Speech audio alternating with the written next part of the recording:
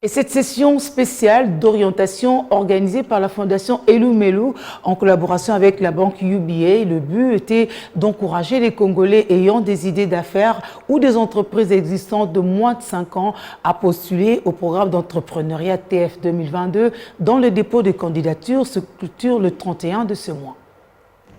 Des jeunes ambitieux et chefs d'entreprise sont venus nombreux pour participer au programme d'entrepreneuriat TEF, le seul catalyseur d'entrepreneuriat africain. Une initiative de la Fondation Tony Elumelu, la principale organisation philanthropique qui autonomise des jeunes entrepreneurs congolais. Le moment était propice de faire voir et faire savoir à ces jeunes le bien fondé de ce projet de grande envergure. L'objectif, c'est de leur montrer comment est-ce que la Fondation aide les Africains via l'africapitalisme qui croit en ce que l'Afrique ne pourra se développer que lorsque les Africains vont utiliser de façon efficiente ces ressources ainsi que son capital humain. Raison pour laquelle la Fondation donne aux jeunes un capital en termes monétaires ainsi qu'en termes de formation et d'information. Il était question également de partager les expériences avec ceux qui ont de l'expertise dans ce secteur d'entrepreneuriat. D'abord, je dis merci à la Fondation Tony Elumelu et puis à la banque UBA pour cette belle initiative d'accompagner les entrepreneurs. Donc mon intervention était vraiment très focus sur ce volet-là.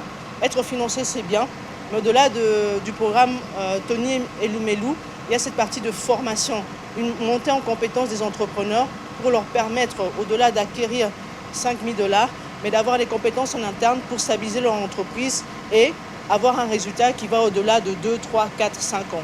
Le gouvernement compte accompagner la Fondation à travers cette initiative dans ce sens qu'il devra mobiliser.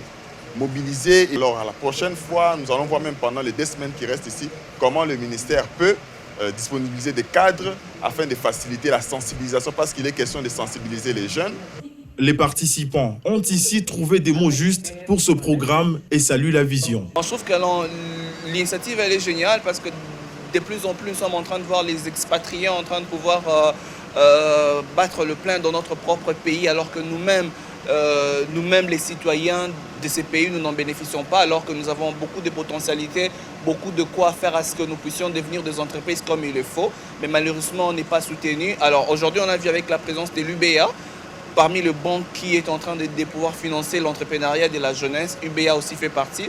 Nous disons, bon, c'est quand même quelque chose de bon et c'est pour ça que nous sommes venus. Un jeu de questions-réponses n'a pas manqué à ces assises afin d'éclairer certaines zones d'ombre. Depuis la création de ces concours, 217 entrepreneurs congolais ont été formés par la Fondation Tony Elumelu et 1 085 000 $ américains non remboursables a été déboursé, un accompagnement financier en vue de créer des millionnaires congolais.